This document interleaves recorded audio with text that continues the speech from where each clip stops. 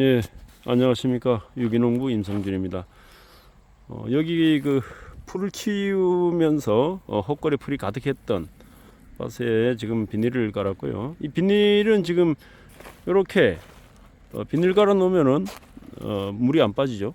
이거 이제 그 짝대기로 하나씩 콕콕 들어주면은 이제 됩니다. 지금 요거 하러 왔는데 잠깐 제가 장마철이 이제 다가오고 있기 때문에 탄저병에 관련된 말씀도 해드렸습니다만 역시 이제 중요한 게 탄저병뿐만이 아니라 이 장마철에는 이 낙과 이런 현상들이 굉장히 많이 나타나죠. 고온 다습 환경으로 진행이 되기 때문에 이 뿌리 쪽에서의 문제가 나타나면서 결국 위쪽의 꽃들도 또 작은 그 수정이 된 것도 이제 떨구게 되죠. 이 밑에 쪽에 이 비닐이가 됐든 제초 매트가 됐든 제초 매트는 조금 낫습니다만 역시 이제 이 고온으로 인한 또 장마철에 비가 많이 왔기 때문에 이 다습으로 인한 뿌리가 제 역할을 못하게 되죠. 뿌리는 14, 15일마다 한 번씩 새 뿌리가 다시 나면서 그 세근이 계속해서 나와줘야 지속적으로 양수분 공급이 원활하게 이루어지는데 이것이 이제 이 토양의 조건이 불리해지다 보면은 결국에는 새 뿌리가 나오질 않죠. 그렇게 되면 이제 그 뿌리 끝이 스톱이 되는데 이렇게 되면은 이제 위쪽에 양분 전달이 어려워지면은 가장 먼저 떨구는 게 이제 밑에 쪽에 있는 큰 고추들을 살리고자 위쪽에 작은 고추나 꽃을 수정이 안 되도록 떨궈 버립니다. 네, 이것은 이제 사람도 마찬가지. 옛날에 없이 살 때 참 가난한 집에는 막 진짜 뭐 자식이 태어나면은 저 남의 집에 막 보내기도 하고 뭐 이런 거죠. 네, 그렇기 때문에 이제 우리가 그러면은 관건은 뭐냐 하면은 이 계속해서 열매를 맺게 하고 수정과 착과가 이루어지려면은 이 밑에 쪽에 토양 관리 이게 이제 어떻게 되느냐가 중요합니다. 여기 지금 비닐로 이렇게 씌워져 있죠. 저는 뭐 요새는 이제 제초 매트를 안 쓰고 비닐을 씁니다만 비닐이 아무래도 쓰는 이유는 그 봄에 지온을 높여주는 거는 이 비닐이 훨씬 낫더라고요. 그래서 이제 쓰는데 자 비닐 쓰면 또 좋은 점은 이제 이게 여기 마음대로 뭐 뻥뻥 뚫을 수가 있잖아요.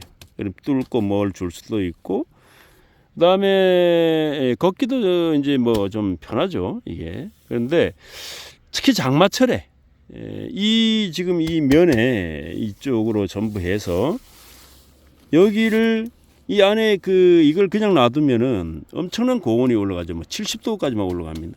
근데 이렇게 되면은 이 뿌리가 뭐 살아남질 못하죠. 이렇게 뿌리가 수독비 되고 여러 가지 이제 뿌리 장애가 생기는데 이거를 갖다가 예방하기 위해서는 어떻게 하냐면 여기다 막 이렇게 푹 뚫어줍니다. 지금은 이제 아직은 조금 뭐 완전한 고온기를 안 갔기 때문에 아직 안 뚫었습니다만 요 며칠 안으로 이렇게 푹 뚫는데 이걸 좀 깊이 뭐 예를 들면 뭐 한 5cm, 10cm 이상 뚫어주면은 요 속에 이렇게 산소 공급도 되면서 여기 있는 수분 또 이렇게 빨리 증발이 되고 열기도 이제 빠져나가게 되는 거죠. 이래서 이게 막 폭폭 많이 떨어집니다. 이렇게 막 거의 막 찢어지다시피 막 이렇게 이런 식으로 이렇게 해서 이제 뚫어 놓으면은 그러면은 뭐 토양 지온도 엄청나게 낮아지고 그다음에 산소 공급도 이루어지고 습기도 빨리 배출되고 그렇게 해서 이 밑에 있는 뿌리가 제 역할을 할 수 있는 그런 조건을 만들어 줄 수 있다는 거죠. 그래서 이제 반드시 비닐을 씌운 분들은 이렇게 뚫어 주시길 바라고요. 그 다음에 또 한 가지, 그럼 제초 매트를 씌웠는데 어떻게 합니까?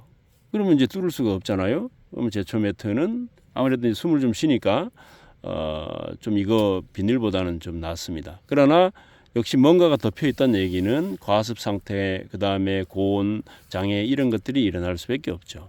따라서 이런 경우에 우리가 비배 관리 이런 부분들이 굉장히 중요한데, 자, 이 뿌리가 열악한 상황이더라도 그러나 어쨌든 새 뿌리를 형성할 수 있는 방법. 일단은 친환경 하시는 분들은 친환경에 사용되는 밝은제, 그 다음에 관행으로 하시는 분들은 농약방 가시면은 밝은제가 있으니까 그 달라 그러셔가지고 관주로 양분을 공급할 때 같이 밀어 넣어 주시기 바랍니다. 그러면은 큰 도움이 될 수가 있습니다. 양분 넣을 때마다 지속적으로 같이 밝은제를 항상 사용을 해주시고, 그런데 이제 이 비가 잔뜩 와서 여기 습이 가득 차 있는데 어떻게 물을 주느냐 이렇게 말씀을 하시더라고요. 그래서 제가 그랬죠. 여기 물이 가득 차 있으면 그러면은 원액만 주십시오. 그러면 여기에 물이 수분이 흠뻑 있기 때문에 그렇게 원액이 들어가도 여기서 다시 다 같이 섞이게 되어 있습니다. 따라서 우리가 물을 못 주는데 이 양분을 어떻게 주느냐, 액비를 어떻게 주느냐 이렇게 얘기하는데, 그게 아니라 그러면 예를 들어서 5톤의 물을 줬다. 그러면 그것을 500이나 1톤의 물에다 타가지고 얼른 그것만 밀어 넣는 이런 쪽으로 하면은 충분히 이 관주 호수를 이용해서 줄 수가 있습니다. 또한 관주 호수가 만약 안 깔려 있다 그러면은 이렇게 꾹 찔러 가지고라도 주는 것이 이 뿌리를 살리는 그런 역할을 하기 때문에 굉장히 중요하고, 뭐 물론 이제 꼭 뭐 밝은제라든가 이런 걸 안 쓰더라도 뭐 고추가 뭐 죽게 하겠습니까?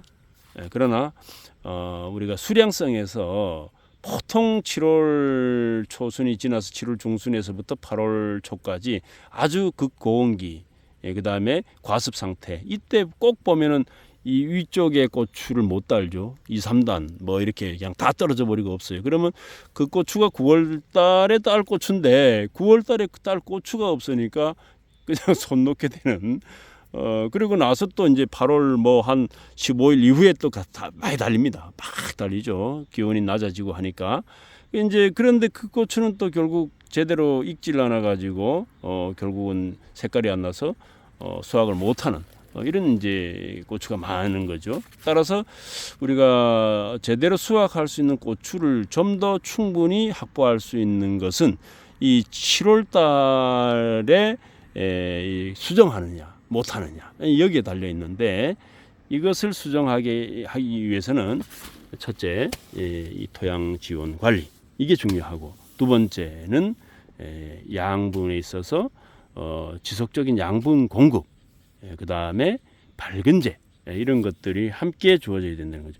밝은제는 친환경으로 보면은 우리가 이제 인산이 많이 함유된 인산칼슘도 될 수 있고요. 그 다음에 미량 요소가 많이 들어있는 천매화맥비와 그 다음에 소금도 역시 마찬가지로 골고루 다양한 성분이 함유되어 있기 때문에 뿌리에도 좋은 역할을 합니다. 또 그 다음에 센터에 있는 그 미생물 뭐 광합성균, 고초균, 유산균, 효소균 이런 것들이 효모균 이런 것들이 그걸 갖고 와서 계속 같이 넣어주시고, 그 다음에 우리가 만들어 쓰고 있는 토착 미생물 배양액도 같이 계속 주시면 그런 뿌리에 큰 도움이 되니까, 밝은제라고 해서 뭐 꼭 우리가 그 친환경으로 비싼 돈을 주고 살 필요 없이 미생물을 잘 해서 주는 것이 역시 밝은제 역할을 합니다. 따라서 그것을 원액 상태로 해서 빨리 잽싸게 확 넣고 딱 끊고 이렇게 해서 이 과습 상태인 토양 이 포장에 그런 식으로 적용시켜 가지고라도 어쨌든 뿌리가 살아서 충분히 제 역할을 할 수 있는 상황을 만들어 줘야 된다는 겁니다. 그렇게 하지 않으면은 7월 달에 보면은 이 위쪽에 고추를 달지 못하고 전부 다 낙화가 되는 거죠. 그래서 관건이 여기에 있다. 물론 간행하시는 분도 똑같이 생각하시면 되겠습니다. 간행하시는 분들은 뭐 밝은제도 주고 뭐 다 할 수가 있으니까 훨씬 더 수월하겠죠.